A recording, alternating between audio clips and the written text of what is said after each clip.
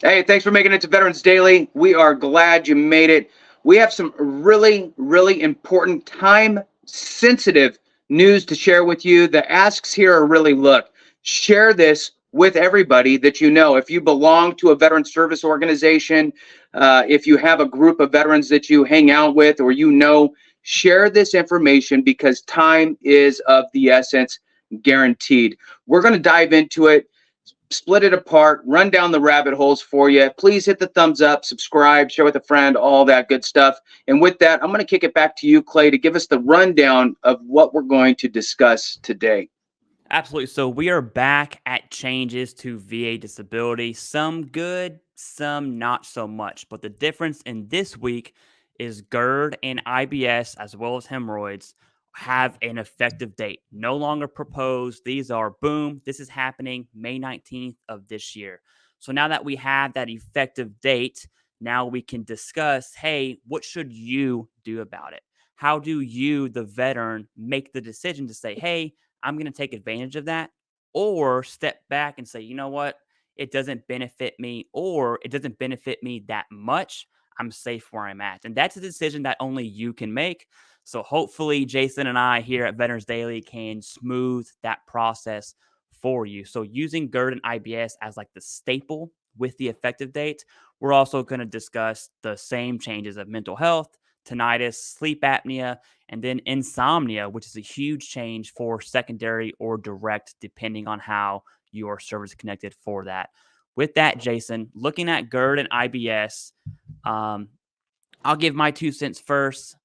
Generally speaking, I think GERD, I think we will see less higher ratings for GERD based on how it's rated, because the new rating schedule goes up to 80, which is good because right now it's capped at 60. So it goes up to 80, but the symptom severity and the symptom criteria is more strict, which is a pun there because it's based off of esophageal stricture. Can you explain what esophageal stricture is and just give your rundown on what GERD looks like within the new rating system of honing in on esophageal stricture? Right. So what's happening is there's a shift. There's a couple different things that happened with the GERD proposal and now an effective date that we're seeing. For everybody out there, GERD used to not have its own diagnostic code, and they just shoved it under hiatal hernia and whatever those signs and symptoms were, and you could get up to 60. So it's important to know where we are, right?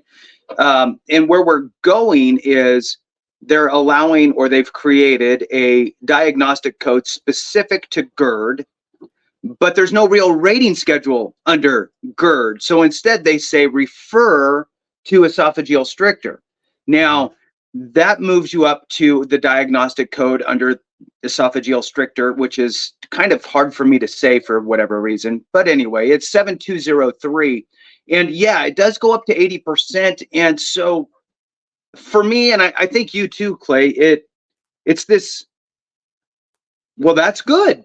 But then you start reading into it and you're like, well, maybe that's not good. It's a little bit tighter. And, we've talked about this subject before, Clay. And for those that have seen the video prior, um, I'm in line with you from what we talked about back then, which is essentially hiatal hernia describes GERD almost to the T. All of your signs and symptoms from, vomiting and regurgitation and, pain in the chest and, sternum pain and heartburn. Those are all signs and symptoms of GERD under the hiatal hernia rating. Well, VA's moving that over there and forgetting about it. None of those words even apply to esophageal stricture ratings. So you may or you may not, but again, like you always say, Clay, being educated, right? It's Yeah. about being educated and being informed before you make your decision. Just because it goes up to 80% doesn't mean throw it at the wall and see if it sticks, because you should read it first and make sure. Now, I'm going to read directly from the rating schedule here for you on esophageal stricture at 80% and 50%, because I believe most people who are on the hiatal hernia rating schedule are at 30% or even 10. There's a handful, right, at 60, which is a sweet rating for GERD. But to get to a 50 or an 80 on esophageal stricture, at 80%, it says documented history of recurrent or refractory esophageal stricture, which just means tightening, right? So difficulty swallowing is essentially what they're saying, causing dysphagia, which is also difficulty swallowing. So tightening, difficulty swallowing, those are the two kind of main things that they're talking about. With at least one of the symptoms present, they have 3 listed. So in order to get 80%, you have to have that tightening, difficulty swallowing, and at least one of these. There's 3 to choose from. Okay, you pick. Aspiration, difficulty breathing, right? But there's more of a medical diagnosis involved with that, and you need to talk with your doctor. My suggestion, because neither one of us are doctors, is copy and paste this information, take it with you to whoever you see for your GERD, and ask them if you meet this, any of these. So aspirations 1, 2 is an undernutrition and or number 3. So number 2 is undernutrition. Number 3 is substantial weight loss as defined by 4.112 alpha and treated with either surgical correction or that PEG tube that is used. So that's to get to 80%. Now, if you meet that stuff, awesome. You could be moving from a 30% potential in GERD up to an 80 if you meet that, right? The stricter, the difficulty swallowing, and one of those 3 criteria. On 50%, and I'm going to kick it back to you for your thoughts, Clay. 50% documented history of recurrent or refractory esophageal stricture causing dysphagia with which requires at least one of the following: dilation 3 or more times per year, dilation using steroids at least 1 time per year, or esophageal stent placement. Well, look, if you have a stent placement, you know, I wouldn't be running to my doctor saying, hey, man, give me a stent because I want to get this 50%, right? But if you do have stent in place, then this is something you might want to look at. But again, if you're not sure about any of this, just take it with your doctor on your next visit. Have a conversation is my suggestion, and let them tell you if you're meeting the medical terminology here or not. What are your thoughts on that, Clay? Yeah, so I am on both sides of the fence. I feel like I'm being pulled in 2 different directions right now because at one time, on one side, I love how the rating starts with 2 words: documented history, right? That forces you to get medical evidence, which is critical. And I like how you said, if you don't know it about I'm just going to say ES. If you don't know about ES or dysphagia or all those others, just go ask your healthcare team. And within the criteria, it's documented history. So let's talk about what's not documented history. Me self-reporting to my wife, that's not documented history, right? It's got to be medical evidence. And that I do like that aspect of this particular rating system. What I don't like about it, and I truly don't understand GERD in its fullness, but I can tell you that from speaking to a bunch of people who do, you basically have esophageal stricture or you don't. And GERD is still present. There's still GERD-like symptoms and GERD diagnosis on the don't crowd. So basically, what this rating schedule does, it kind of draws a fine line between, hey, if you got esophageal stricture, you're probably going to rate an increase based on Jason reading 15, 80%, probably, right? If you don't, yeah, too bad.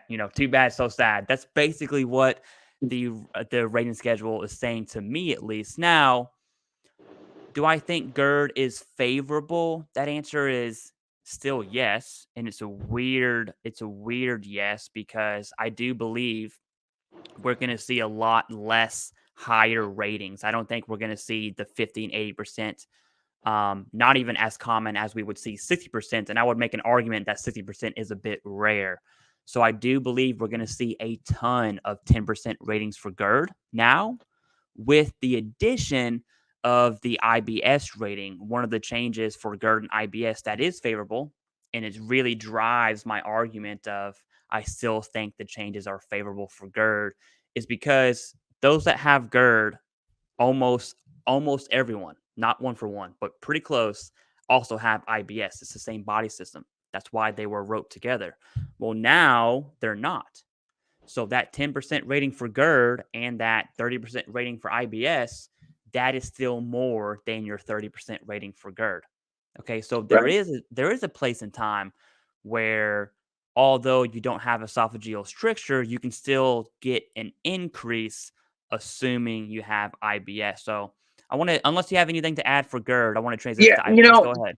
yeah, just a little clarification for folks that may not understand or know, which I found to be really true in this world, right? There's so much. Look, 98% of us are not medical professionals at Mhm. all, right? Of course, you're going to have your corpsmen and your medics and your PAs and your medical folks that are in our world, but most of us weren't. So, esophageal stricture is your esophagus tightening up. Okay, so picture that. Then when we talk about dilation, like in the 30% rating requirement, right? Or the 50%, actually both. Mhm. It talks about a dilation. So dilation is expanding, right? So what they do, and you would know if you had this, they drop a scope down your esophagus with a little balloon and blow it up to dilate your esophagus that was tightened, right? So just so you're aware of what they're talking about here. And again, that's why I lean on take the information to your doctor and have that conversation with them. Because if you do rate a higher rating based on the criteria, then you're going to feel good about it. And if your doctor's like, oh, yeah, of all these, you're like the number 10 one there. And if you're currently at 30% for GERD, and he says you're, or he or she, the doctor says you're at you're a 10% rating criteria, go, thanks, Good right? to I know. appreciate you. Good to go. And don't ever file a claim, right? Let your intent to file fizzle out, right? And die because you don't need it. So anyway, I just wanted to highlight Mhm. exactly what they're talking about here so people can have that in their mind.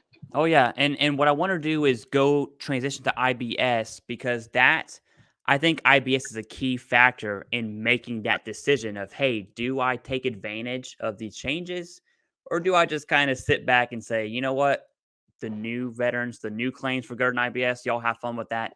I'm going to chill in the back seat, and that's really the question at hand. And IBS plays a critical role for that decision for your GERD, right? So IBS can be rated. Currently, right now, it's 10 and 30%. It's abdominal cramps, diarrhea, and constipation. Those are basically the three main symptoms. With the changes that are effective May 19th, we're going to see a 10, 20, and 30% rating for IBS, which is good. Okay. And they were also roped together. So now that they're separate, let's talk about, okay, well, how do I know to take advantage of this or sit back? And it really boils down into there's three different situations I kind of frame this in. The first situation, and I'm definitely interested in hearing your thoughts on this, Jason. I think most veterans will fall into this when there is a rating change. First, I know we're going to get a billion questions. You're protected. The VA is not going to change your rating automatically. They're not going to wait a year and change your rating. It's not going to happen. Okay. Unless you have material evidence showing the improvement and the condition is not static and there's all those other re examination stuff, it's not going to happen. So the answer is no. Now that that's out of the way, because we are still in the current old system and the new system is May 19th, if you have an intent to file right now and then you submit your claim and it's processed after May 19th, the VA will look at both rating schedules and they are forced to give you the higher rating. So if you're in this boat of, you know what, I'm watching this because I'm on top of my game. I know I have GERD and IBS. I don't know what to do. That answer, probably, you have to decide for yourself, but it's probably do the ITF, gather your evidence, and submit after May 19th. Because if you don't have the esophageal stricture, which is over here on the new rating schedule, no big deal, right? Because you're still covered under the old rating schedule. Now, Jason, I want to hear your thoughts on that scenario, I do believe most veterans will fall into that. Is there any other tips or things that you or advice that you would give to a veteran that's in that scenario? Even if you're rated at 30% for GERD currently, file an intent to file, even if you don't think you're going to meet the esophageal stricter side, because if your GERD gets worse or is worse, you'll still be able to utilize the old schedule, which may be easier to get to a 60%, right? You can start working on that. It's what have found is, and sometimes it's a combination, maybe there's a little bit of luck sprinkled in there with your CNP examiner. I mean, it is what it is. But the jump from a 30% to a 60% is often articulating your signs and symptoms appropriately. So there in a lot of cases, there are people that are at 30% that quite frankly could have been 60% if they would have been able to articulate their signs and symptoms, right? Instead of just saying, I have heartburn, I have regurgitation, and it hurts a little bit, right? If they added in a few extra things, difficulty swallowing, sometimes I vomit, I got pain in my shoulder. If they added those things in addition to, oh yeah, I feel there's an extreme impairment to my health because it's rotting away my esophagus and I could get cancer, right? Now all of a sudden you're meeting the criteria in the 60% realm. So I would suggest to anyone who has less than 60 on the hiatal hernia rating schedule for GERD to put in an intent to file today and look to see if they can get to 60 on that side. And then, like you said, there's nothing to lose by putting that in. In fact, you're riding the fence and playing both sides, which is great because if you have never filed for GERD and you have it, which I think there's a big bucket of folks out there that actually meet that criteria as well.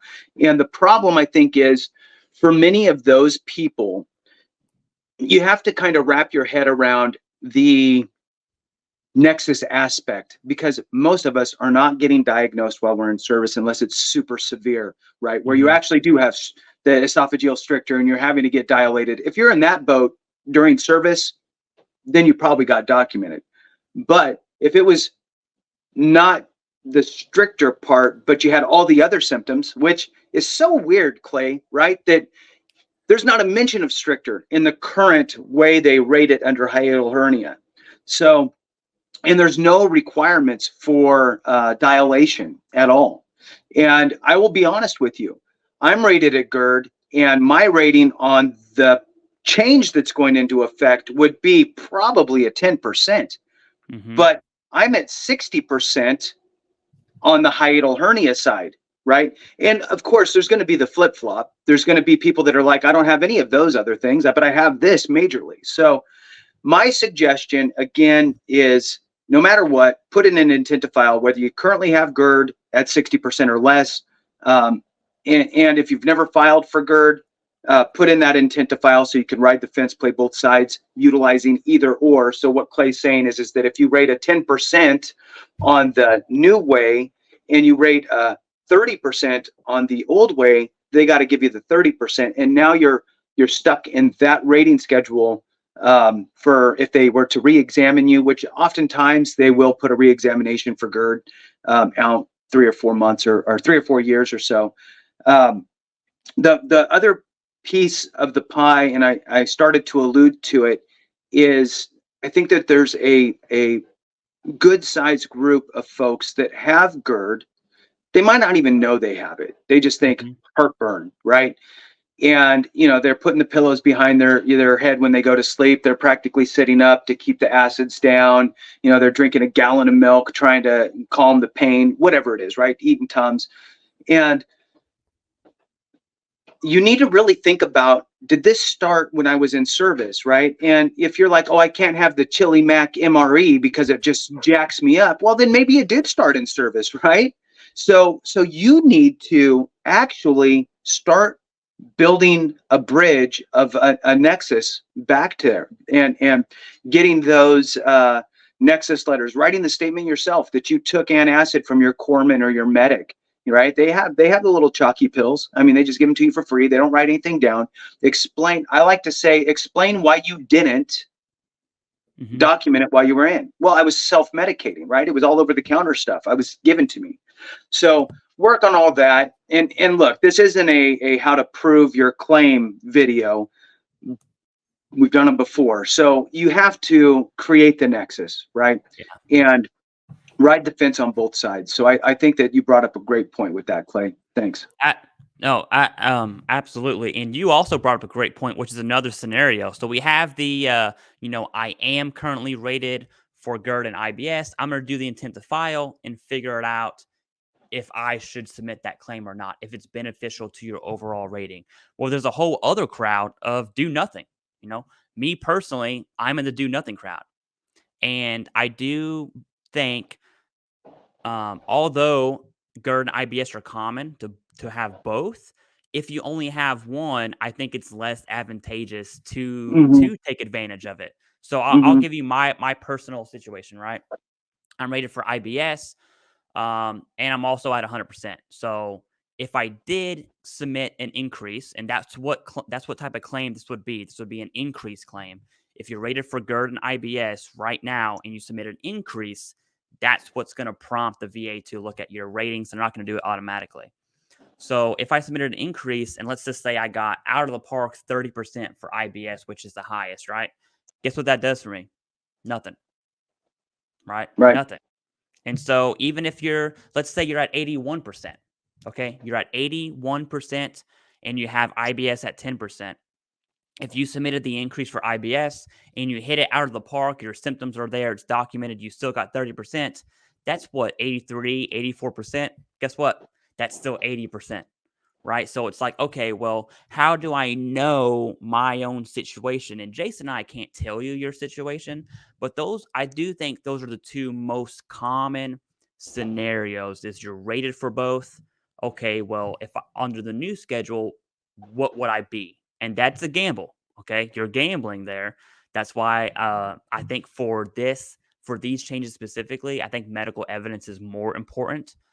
It's always important, but now it's even more so important, because it is a gamble. Because let's face the other side of the coin, right?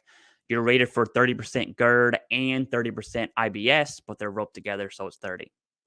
You submit the increase, after the effective date of May 19th. So May 20th rolls around, you submit your claim, it's processed.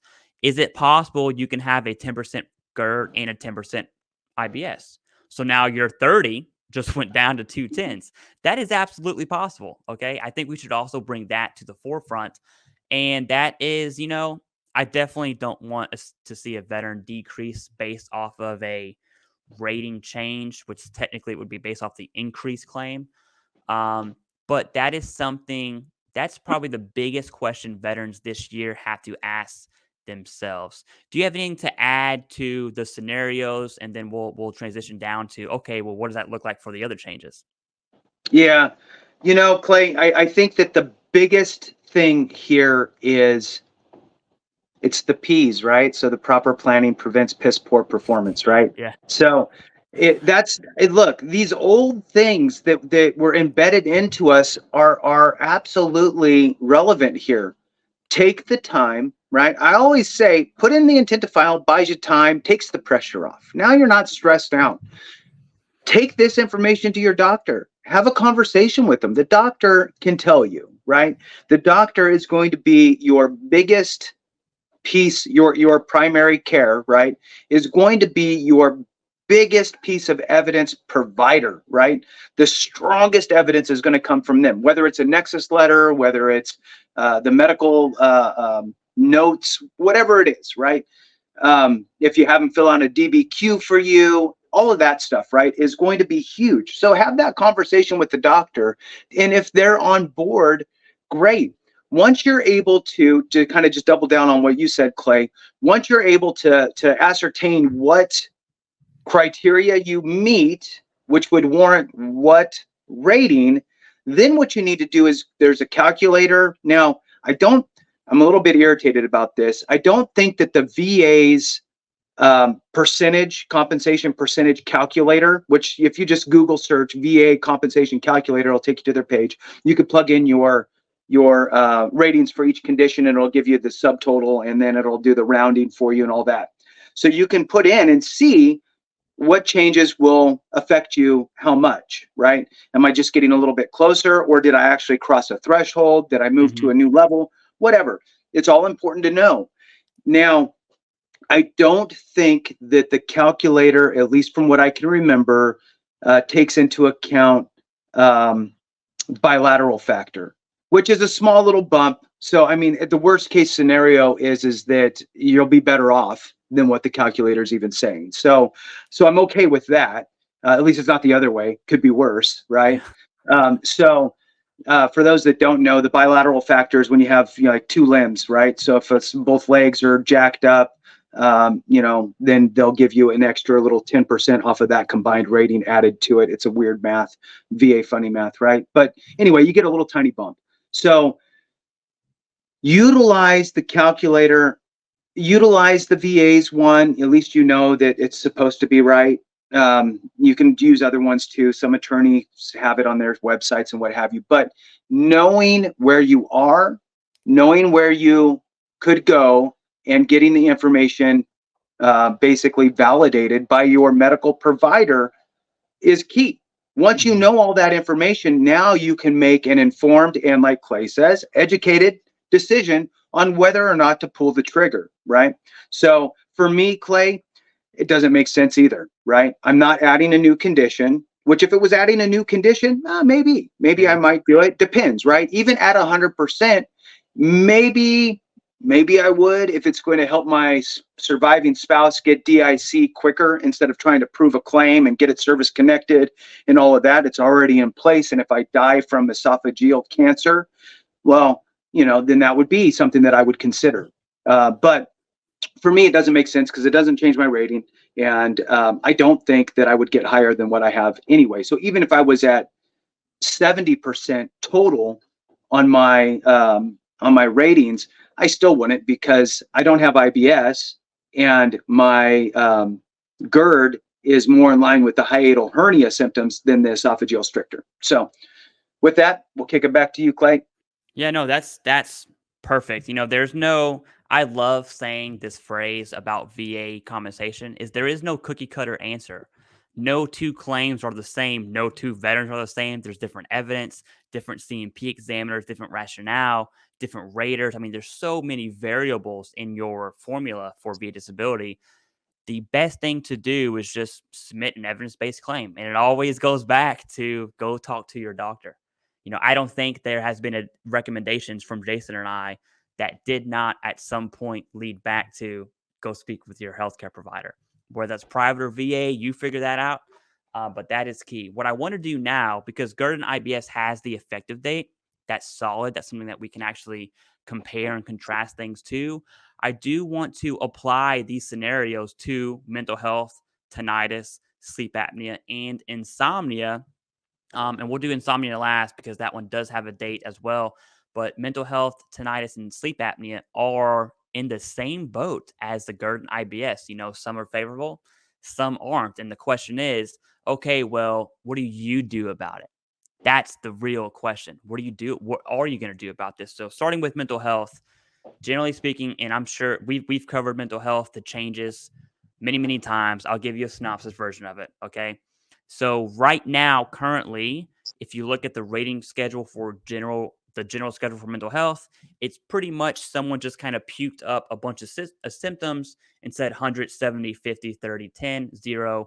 And there's a lot of overlapping, especially in the 50 and 70% rating criteria. It's super subjective, and it's just kind of like, boom, there's your symptoms, which is okay, right? Which works. It has been working. Veterans have mental health is one of the top 3 claims. I think it's number 2, actually. It might be number 3 per the VA report of last year. But the new rating schedule basically gets rid of all of that. It's not even comparable to the current one. And there's 5 domains. There's 4 levels. So you have 5 domains, 4 levels, and then the 100, 70, 50, 30, 10, not 0, depends on which level you get per category. So 100%, and I'm doing this off the top of my head, 100% is a level 4 in one domain, which is the highest, or so each rating criteria has an or statement. So it's one level 4 or two level 3s for 100%. And then it kind of goes down from there. 70 is one level 3, two level 2s, and then 2 and 1s, and then 1. That's pretty much how the new rating criteria for mental health is. Now, the reason why this matters is because it gets down to this. One, a ton of veterans are service connected for mental health right now. So we're talking about scenario 1, right? Okay, do I submit the intent to file now? First, is mental health going to come out in June? We don't know. Okay, it's indicated that it might, but we don't know. But regardless, I'm on your team on this, Jason. No matter what, if you were even thinking about increasing mental health, submit the intent to file, right? Because the same criteria applies, the same protections apply. So one, the VA cannot take your rating on a rating schedule change. Period. That will not happen. That's really going to apply for sleep apnea more than any other. But it can't happen. So by submitting the intent to file and then submitting and processing that claim after the effective date, you are now considered on both, which is the puke up symptoms of mental health just kind of scattered, and then the kind of 5 domains, 4 levels, which in my opinion is more objective. And so that's kind of the baseline of where we are at right now with mental health, Jason. I'm curious to hear your thoughts on the same scenario. You're rated for mental health. There's a veteran out there rated at 30 or 50 or 70. What is the thought process of saying, hey, am I going to gamble? Because I wanted that to be clear. It is a gamble. Am I going to gamble this rating and submit an increase? What's your advice there for mental health specifically? Yeah. So again, it's going to be, you need to understand again what the new rating criteria looks like. That's the bottom line. In my opinion, I think it is 1,000 times better than what it used to be. And I also believe it's much, much easier to obtain the 70 if you're at 50, to obtain the 100 if you're currently at 70. In fact, again, my opinion, just reading it, is there's even an argument that you could potentially be at a 50 today and you might be able to stretch to 100. Mm-hmm. I'm just saying, because of the way, and it's a funny way they do it with you have to have 2 of these. So of the 5 domains, each domain gets its own rating of how severe it is. Then, depending on how severe it is, it helps put you into a different bucket. So you could actually be totally fine in certain aspects of your life. Like, oh yeah, I'm fine there. I do totally fine. But these other 2 really screw me up. And if they're super bad, you're 100%. It's a really great way to formalize that process and make it the same for everybody as far as fairness, I think, is concerned. So I'm actually really super excited about it. But again, I mean, there could be the off chance that you're better off on the current schedule. So you do your own homework on it.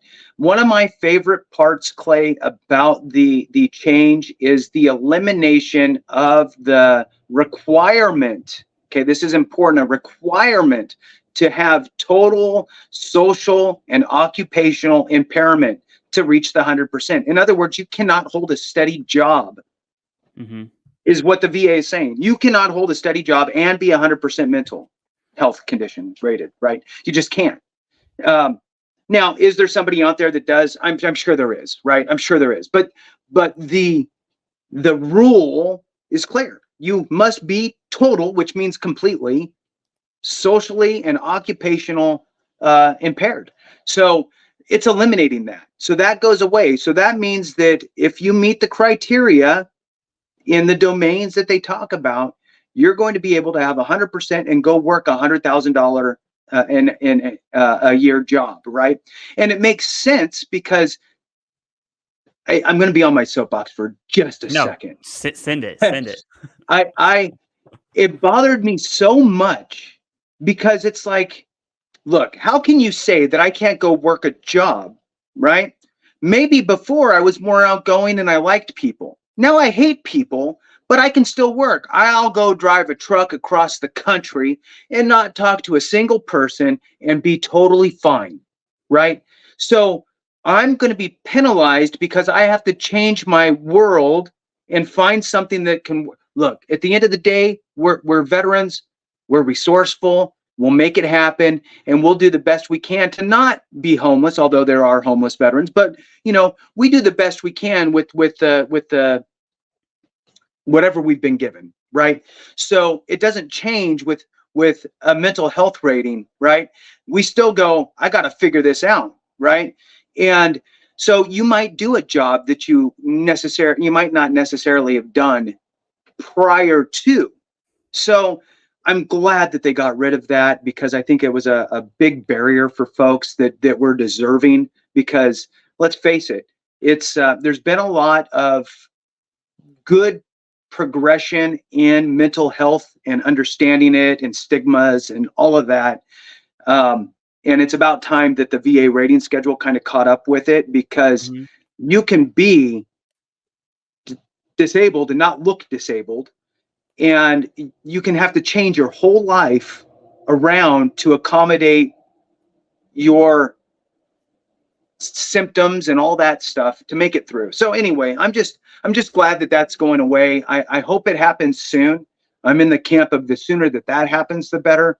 But again, like you said, Clay, ride the fence, throw in the intent to file. You'll ride both sides. Now, if you end up leaning on the other one, they're not going to back pay you before it was effective, right? So if Yeah. the rating change happens, right, you put in an intent to file today, 6 months later they change it, and then 6 months after that you file your claim, right?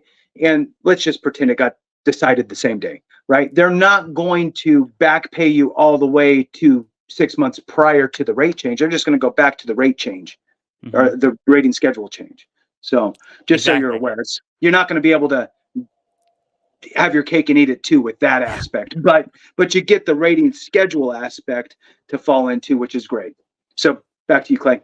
Absolutely. And on that intent to file thing, if you're rated on the new schedule, that's when it would go back to the effective date, right? But if you are rated on the old schedule because your intent to file is prior to, then that's when. So that would be a good indicator. Say, hey, what schedule am I rated off of?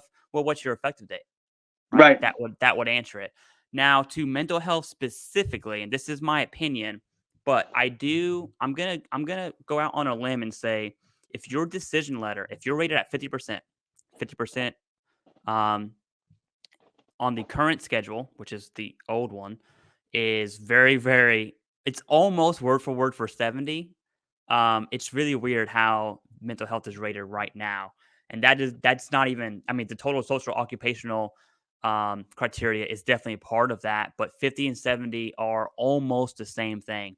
And so if on your decision letter it says most closely associates with 50%, that's the VA saying, "Hey, you kind of rate 70%, but not really. We're going to give you 50." That's my Barney style translation, okay?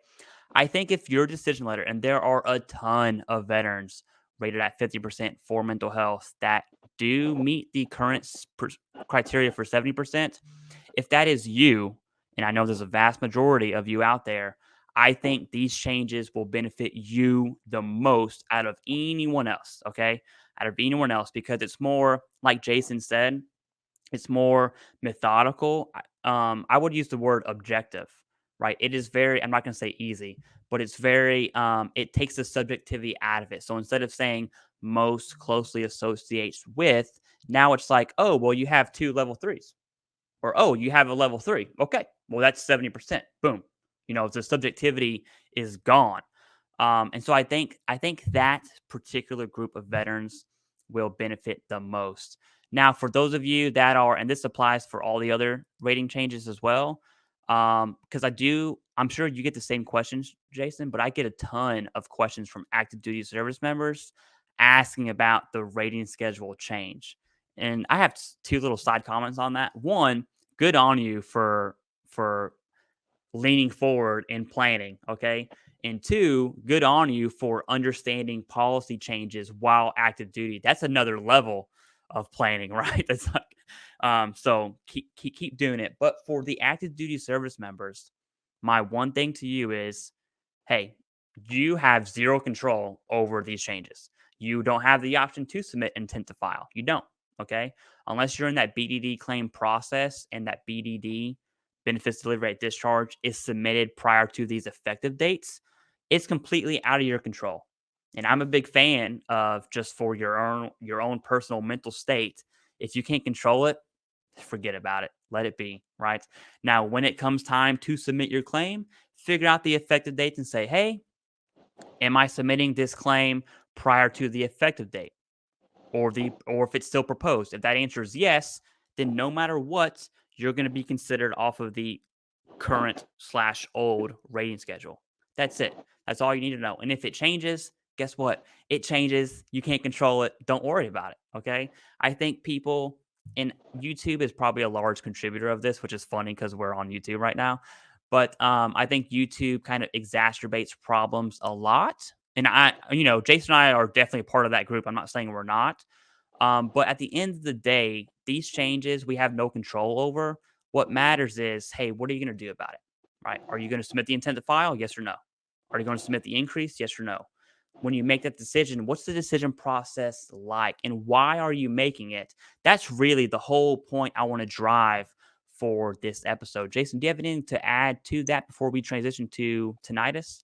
I think that the big thing is awareness, right? Mm-hmm. And it's I think that, yes, there's good and bad, right? That come with just, fire hosing information, right? And there's a handful of us out here that are doing it at a bigger level, right? And I think that it's up to you, the individual, to really dig in deeper, but it's about the awareness piece. Really, what I think our mission is, Clay, is to eliminate the I wish I would have known, Yeah. right? I would, because I cannot tell you how many times I have had conversations with veterans over my last 10 plus 12 years, whatever it's been, in the veterans benefits world, and hear that phrase, man, I wish I would have known. Man, I wish I would have knew earlier. Oh, I wish I would have known, right? And so that's really what the key is to bring the awareness, let you dive in, because it is very nuanced, right? Like you said, I mean, nobody's situation's exactly the same, so it's a very nuancey thing, and it's enough information so you could be dangerous out there, Mm-hmm. right? Yeah. And know how to attack the VA appropriately. So that's really all I had to add for that, Clay. Awesome. Yeah. And I want to give, on a personal level, I fall into I wish I would have known too. So we're not perfect. We just, from experience and messing it up over and over again, here we are now. Right. And so I missed out on at least 3 years of the clothing allowance simply because I did not know. I was using creams for skin conditions. It was bleaching my sheets, which my wife got really mad at that part. I didn't really care about the sheets, but she does. But my clothes too, right? So I could have gotten the clothing allowance. I'm no longer using those creams because they're a bit irritating, especially over a Right. long period of time. But that's Yeah. 3 years of whatever the clothing allowance is, right? Right.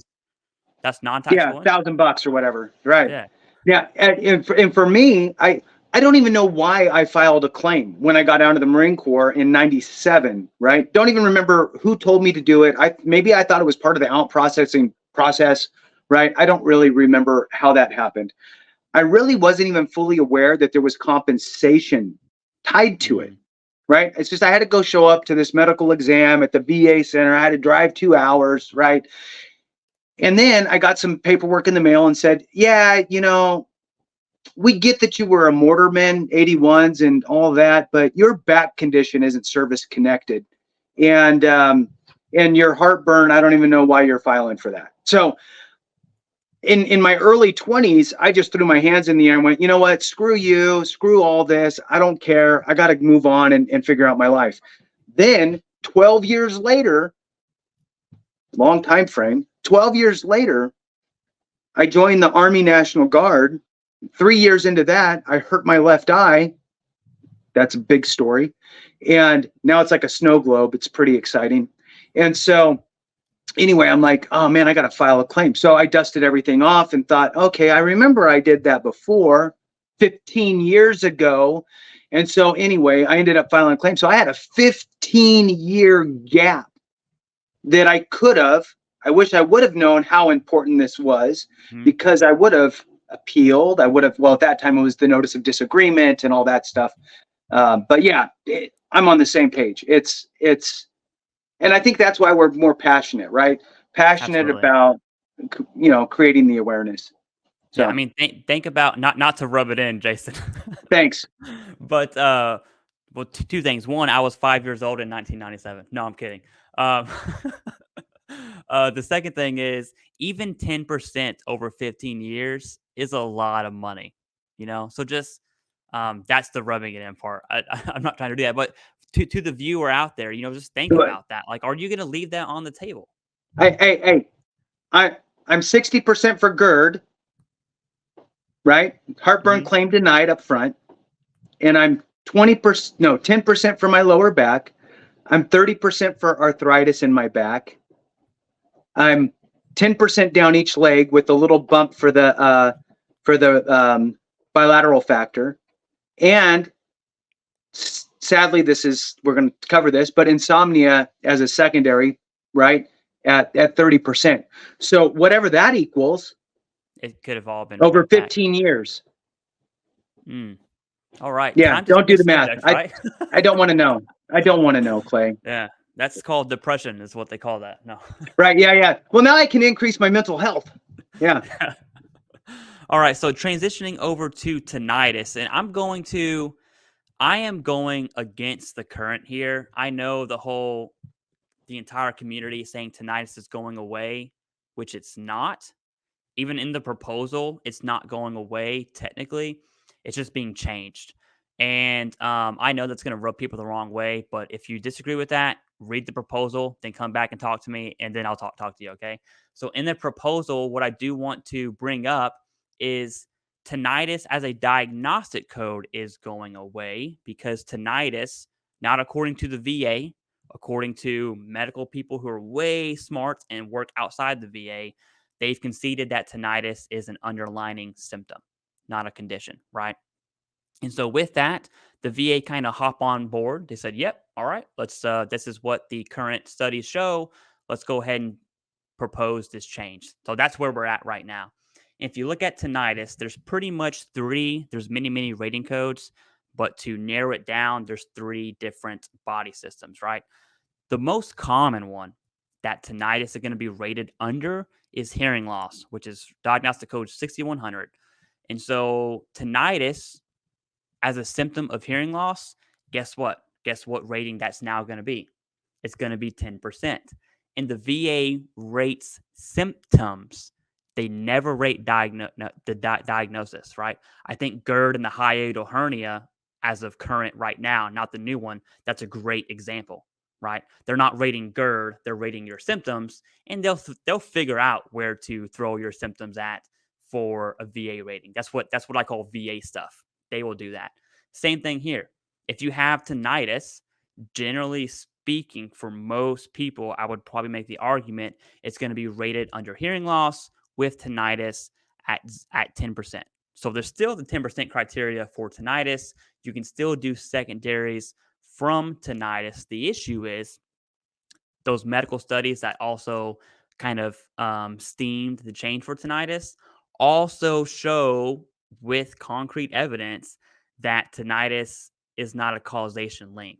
So tinnitus, in the most literal sense, does not cause migraines, which I want to bring something up because I know what I'm saying is very against the stream here.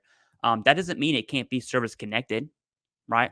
So PTSD does not cause sleep apnea, but you can still get sleep apnea secondary because of aggravation, right? That's the claim you want to make. So anytime I hear people say, you know, tinnitus causing your migraines, I'm like, whoa, let's take a step back and let's look at the evidence. What is your evidence indicating that your tinnitus aggravates your migraines? And that's a much just seeing it from that perspective puts you in a framework to gather the correct evidence, so to speak. That's my little 2 cents on tinnitus. Now, all of that, everything I just said is in the proposal, not final proposal. So the same thing stands as always. We're just kind of waiting, right?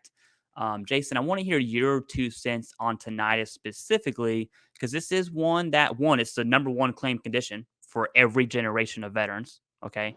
Vietnam, Gulf War, post 9/11, peacetime, tinnitus is number one. And so this is going to have a huge impact on the veteran community. What do you got?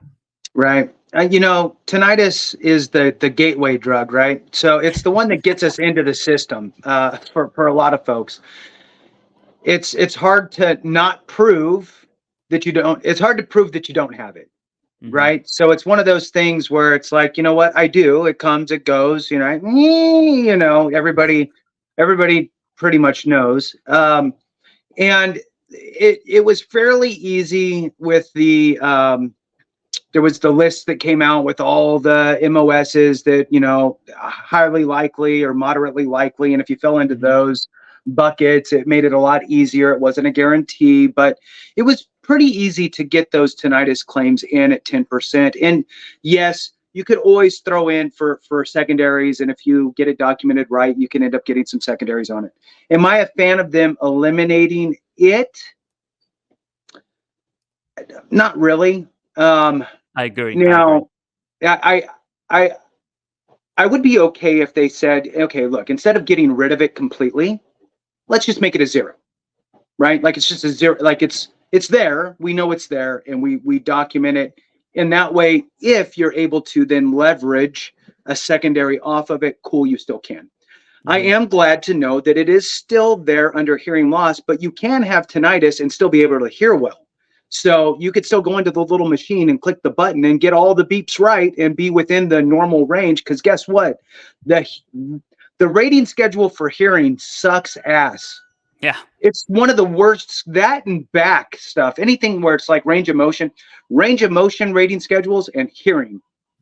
Those are the two I hate because they are so stringent. And the way the VA looks at hearing is your hearing is going to get worse the older you get anyway. So and here's the range that you can be in, right? So if your good hearing is up here and you're down here, but you're still in the acceptable range, you're like, I got to turn the TV up so loud. My wife's yelling at me, but then I still can't hear her, right? Whatever, right? So, but I am glad to know that tinnitus is under there. So if you miss a few clicks on your clicker, maybe you have some mild hearing loss with tinnitus, so you can still get that 10%.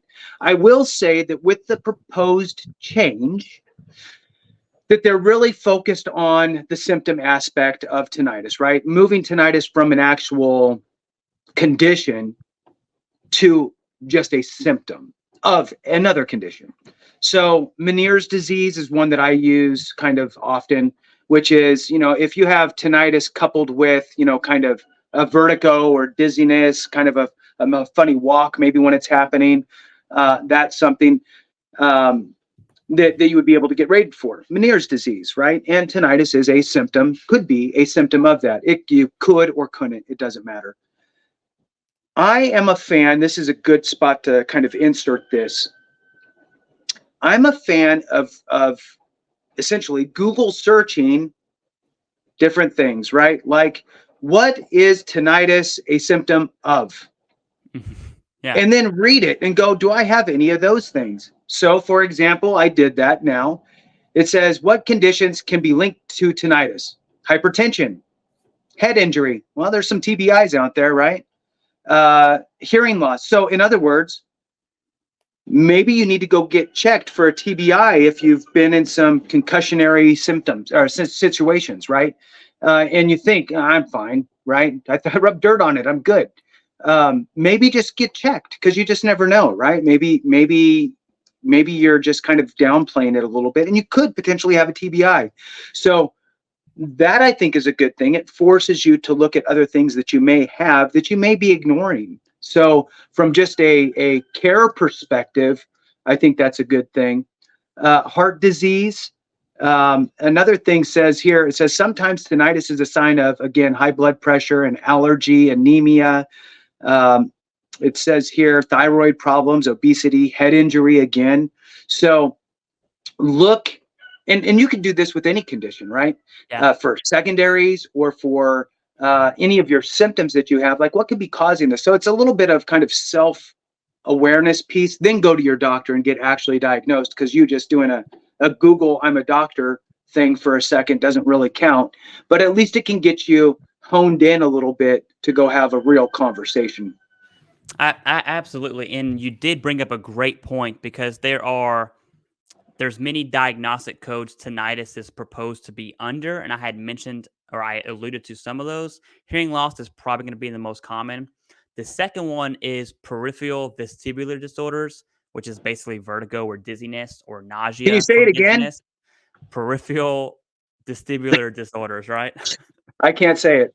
Yeah, so like a good, if you ask, hey, do I get dizzy? I can tell you this. So I am rated for that as well. If I get in an elevator, I can tell you right now, I got about 3 or 4 floors, or my whole day is just nauseous, right? Um, Sometimes to the point of vomiting. So if you get car sick, if you take an Uber and you get car sick, hey, that's something. Okay, that is something.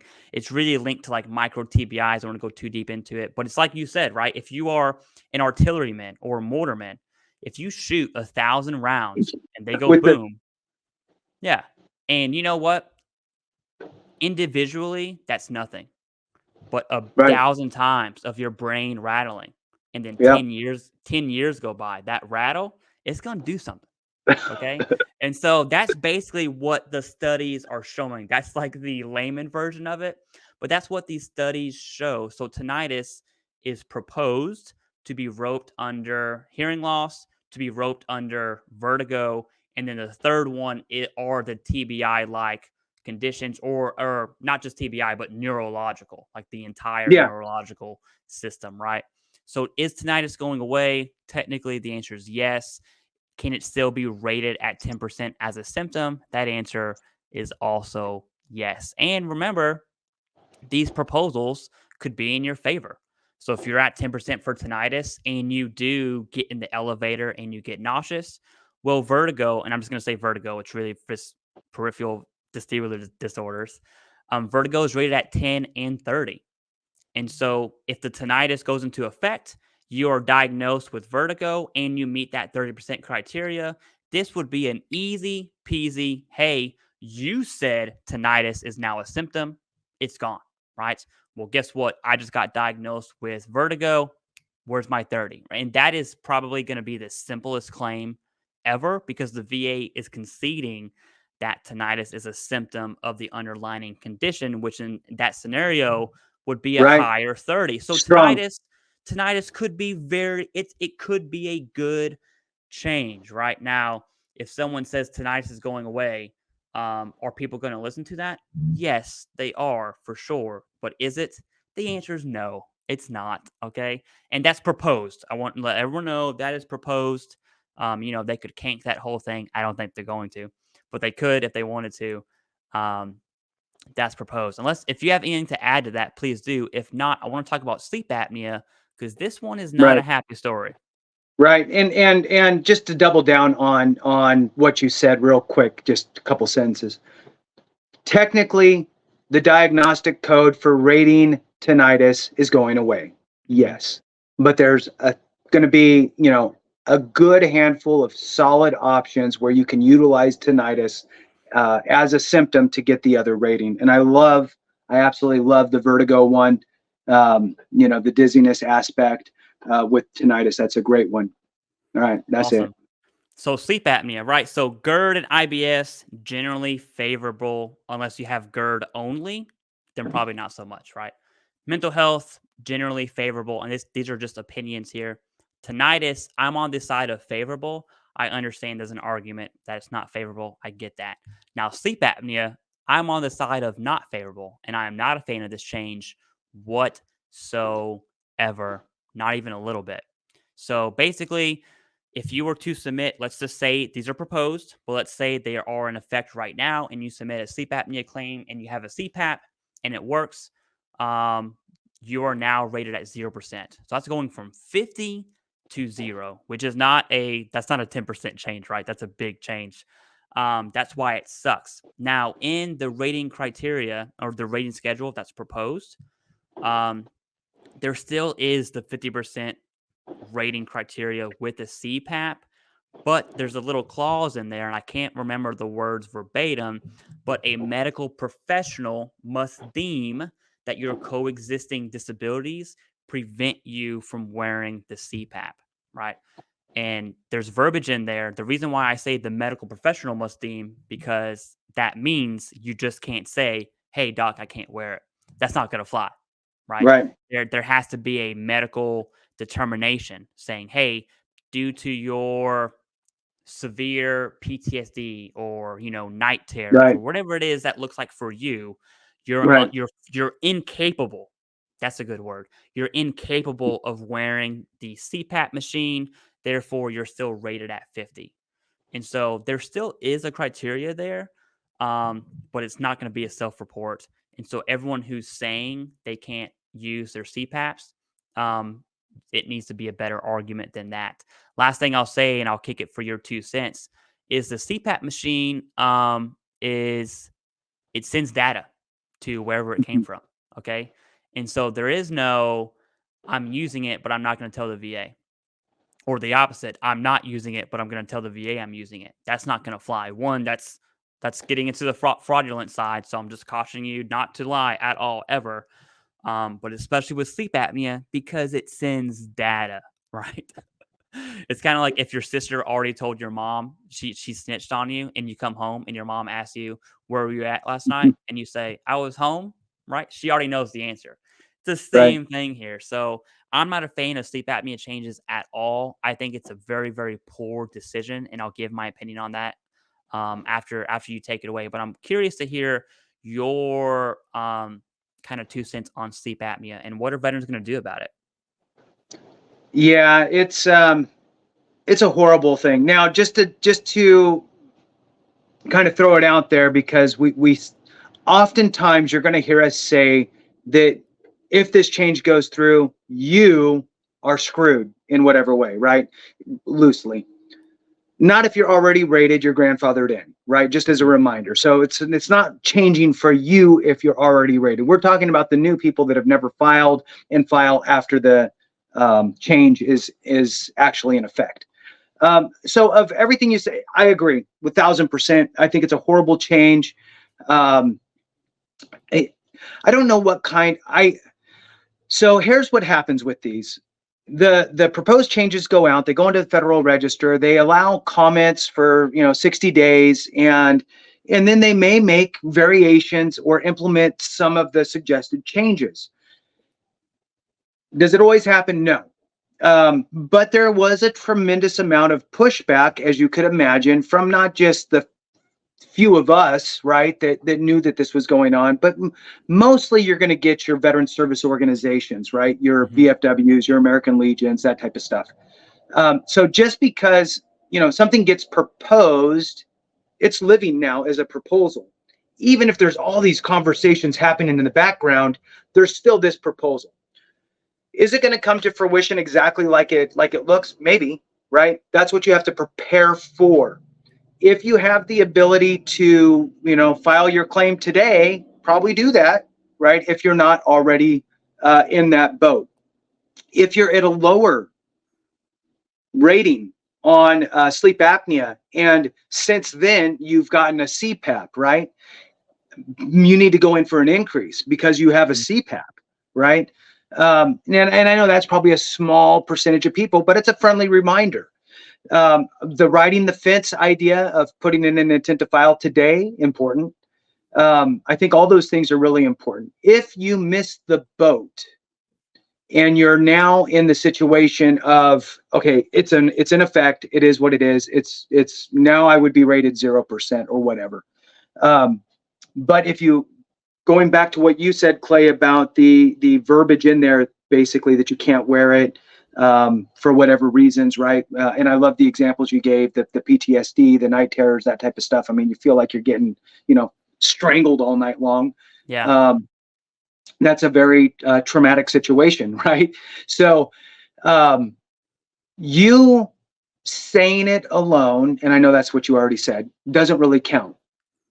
But you need to say it, and you need to say it to your doctor and Hmm. explain it to your doctor like full throated. I mean, you need to say, "Hey, look, this is really important. I really, really need you to acknowledge this, right? And if I can get it in writing, right? Because I need to submit it to the VA." Now, if you're seeing a non-VA doctor, right? Because ideally, um, if you're seeing a non-VA doctor, the verbiage that I like to use just to kind of soften it a little bit is something to, not exactly, but something to the effect of, "Hey, doc, can you write this letter for me? I'm submitting some paperwork to the VA so that way they'll reimburse me for my medical expenses." Yeah. Right? So that way they feel like, okay, cool, they're going to reimburse you. That means you can come here more and we can have this little dance and you can pay me more money as your doctor because I love you. Right? Instead of, "Hey, doc, I'm trying to get put into the VA healthcare system so I can leave you." That's a different vibe. Right? So, um, something to that effect usually helps the doctor feel a little more apt to helping you with these letters and that type of stuff. I'm also a fan of giving them some sort of an idea of again, you're the patient, you and your situation better than anybody, but you need to articulate it to them so they can then put it in writing for you. Give them a little template of kind of some of the key things that you're looking to have reinforced by them, and then get that, because you're going to need it in order to prove that you just can't function without or Hmm. with the CPAP actually on. And instead you have your wife just wake you up every time you start to not breathe. Yeah.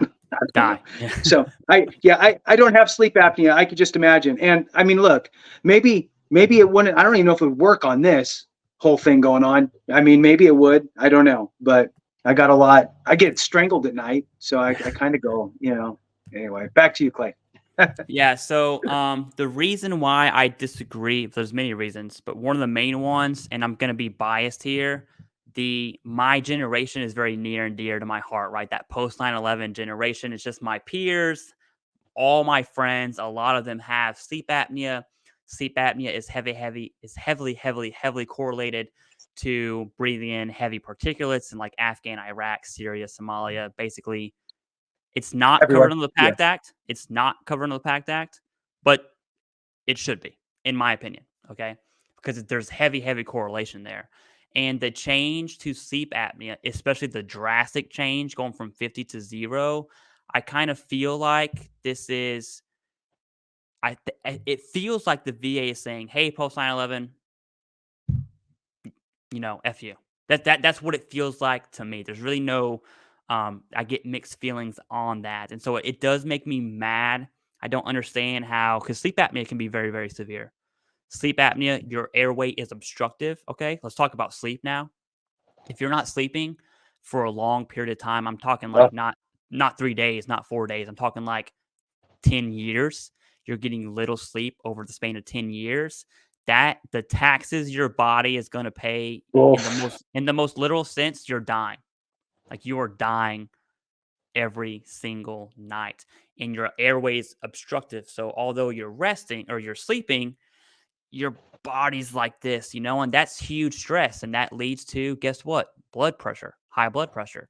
That leads to heart conditions. I mean, there are some very serious, people say tinnitus is like the gateway drug. I love how you brought that up, the gateway drug to like VA healthcare and VA benefits.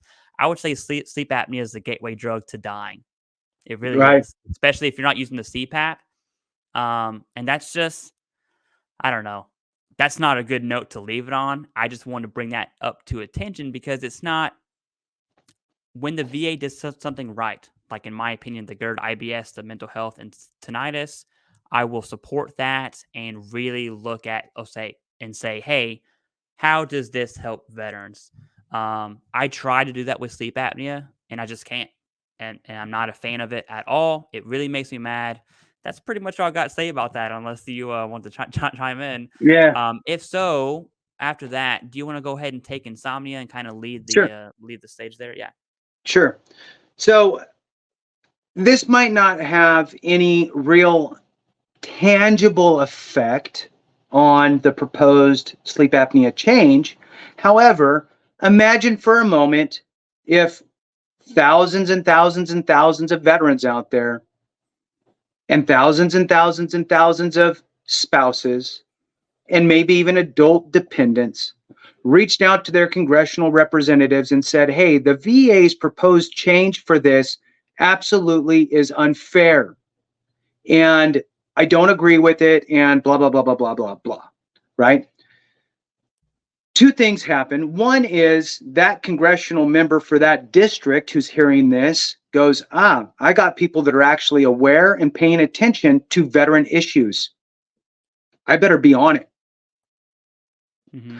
And two is they may have some conversations with the VA secretary, the behind the doors conversations. Hey, what's going on? Why is this happening? It kind of seems weird, right? That you would go from a 50 to a 0. Seems a bit drastic.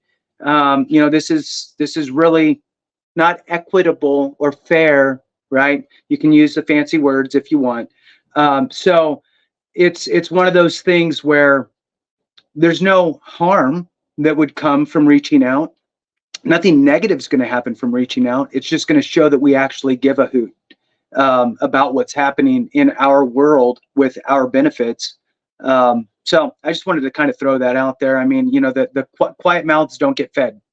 Mm-hmm. It's just the way it goes, right? Sadly. And I think that there are groups out there that know how to squeak and squawk and get fed. And I think that for the most part, veterans are pretty quiet. I mean, the people that are talking for us are the veteran service organizations, right? And at least they're doing that on the Hill. But I think that we collectively need to bolster it up a little bit in the districts. Anyway, that's my kind of 2 cents on that. I'll go ahead and segue over to insomnia. Okay, so insomnia is a condition that's going to be rated often under mental disorders, right? So in some cases, if you already have a mental health rating, it's maybe insomnia doesn't really move the needle, right? But for those that don't have a mental health condition, or they don't want to file for it for fear of losing their job, not being able to obtain a job, losing a firearm, whatever, right? So there's a whole host of reasons why vets don't put in for mental health, but they can put in for insomnia as, whatever their insomnia rating has to, or whatever their insomnia kind of situation is. However, what used to be available was insomnia as a secondary condition.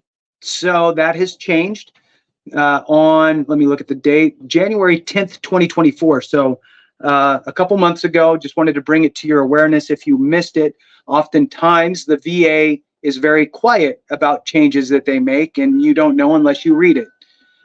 So before, you used to be able to go, my back keeps me up at night, therefore I have insomnia due to my pain, or I have some sort of an other condition that also creates this insomnia aspect. So I want to read a couple parts in here, Clay, and get your thoughts on it. So this is in the manual. It's the M21-1. And again, the effective date says change date was January 10th, 2024. I'm going to scroll down. I just Google searched, or not Google, I Controlled F and did insomnia. Now I'm down in the considering service connection for insomnia. Okay, this is what the VA uses, right? This is their manual on how to deal with your conditions. So it says here, and I'm gonna read through it fairly quickly. So bear with me, Clay. It's not that long. So carefully consider the evidence of record when deciding service connection for insomnia is generally considered a symptom of another disability due to coexisting medical or neurological conditions.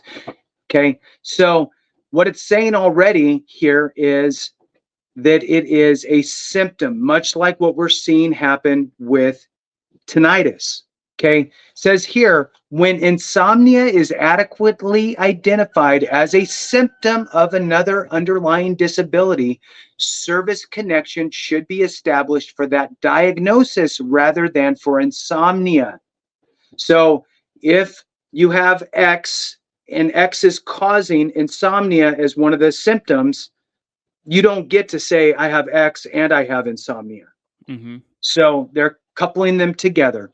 The sentence that I don't like so much, which really doubles down on all of this, is a separate evaluation is not warranted for insomnia that is considered secondary to or a symptom of another disability. So it is, it's pretty much gone away. Now, they did leave a little wiggle room, and you'd really have to work with your medical provider on this. And it's they're really making it difficult. There is a small window for insomnia as a standalone condition. But they're really making it hard, especially for veterans that have multiple conditions that they're service connected. So it says here, however, service connection can be established on a direct basis for insomnia. Oh, thank you. In the absence of a known or established underlying etiology, if there is. And then it goes into 4 bullets here, Clay, and then I'm going to want your opinion on this. So it's saying that insomnia can have a direct service connection in the absence of a known established underlying etiology, right? And it says 4 bullet points. An event in service, such as a diagnosis of primary insomnia or insomnia disorder, right? So that would be easy. Yeah, you just got diagnosed for insomnia out of nothing. A current diagnosis of insomnia disorder meeting the DSM-5 diagnostic criteria. A nexus establishing insomnia disorder post-service is connected to the in-service or to the event in service. A nexus establishing insomnia disorder post-service is connected to the event in service, but then there's an and.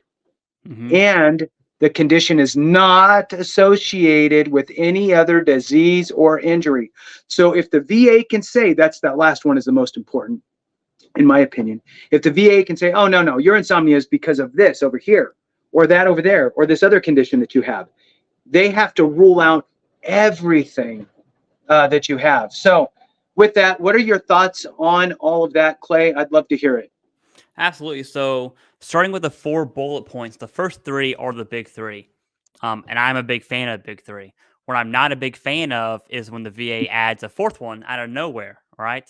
Which is, as you described, the condition is not associated with any other disease or injury. Now, generally speaking, I will say this. Let me start with this. I'm not a fan of insomnia either. Not as much as I hate sleep apnea, right? It's not at that scale, but I'm still not a fan of the insomnia change. But generally speaking, it's not common to see insomnia. Rarely do I see a veteran rated for insomnia without having any other mental health disabilities, right? Because you could imagine if you're not sleeping, you're cranky. At a minimum, you're going to get cranky. And there's a whole anxiety and stress and kind of that same aspects to sleep apnea that we just described. So it's very common to see insomnia roped under mental health, which is a very large portion of insomnia ratings. Now, who does this affect the most? It's two groups of veterans. One, those that are rated right now for insomnia as a secondary. And so I think you had mentioned your back is causing your insomnia. And so you are rated for insomnia under the general schedule of mental health ratings. So you get the the 2 boom booms there, the 10% for back or 20, 40, whatever, in addition to insomnia. All right. Well, if you were to do that same claim now, what Jason just described is that insomnia rating wouldn't be there. And that 10% for back. See, the thing I don't like it is it's ambiguous. And so, okay, so you're saying you're going to rate insomnia as a symptom to the primary disability. Well, let's look at back. Show me on the range of motion rating schedule where it talks about insomnia. You won't find it. So now, are you just going to completely discount it? I know that's the answer because that's what the CMP examiners on the DBQ for back, you're not going to see anything for insomnia. So if the VA is going to discount insomnia, which that's what is implied, because the M21, the changes, although they do state, hey, insomnia will be a symptom, there's no follow on. Okay, well, how are you going to rate insomnia as a symptom? That's the ambiguous, that's the unknown factor, right? So if the M21 had a follow on saying, okay, well, when insomnia is rated as a secondary to back, here are the criteria for insomnia as a secondary. That's what's missing in this. And that's what really I'm not a big fan because of that factor specifically. And the other group of veterans this is going to affect are, of course, those that are claiming insomnia as a secondary. If it's a new secondary claim, um, it's it's almost not worth Well, it, to be honest with and, you. and from what it sounds like, Clay, it sounds like secondary is not even an option. A condition is not associated with any other disease or injury, which means Yeah. secondary, right? So the condition of insomnia is not associated with any other disease or injury. So the only way that you can get insomnia rating is a separate service connection evaluation for a diagnosis of insomnia disorder is only warranted if all other potential causes are ruled out and service connection can be established on a direct basis. That's the only way that you're going to be Hmm. able to get insomnia now. Even if it is, like you said, insomnia is not rated under your back, right? So, so a back condition, you would have to go in and you would have to go all the way back and build a bridge back to your time in service and not talk about the fact that your back keeps you up. Like I'm not the doctor. Like I think it is, but I'm not the doctor, so I'm not going to say it is. You tell me what it is. I haven't been able to sleep Hmm. since I was in the military.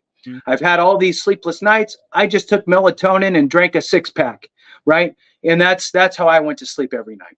And try to create a nexus in that fashion is really the only way that I can see moving to a service connection for insomnia at this point.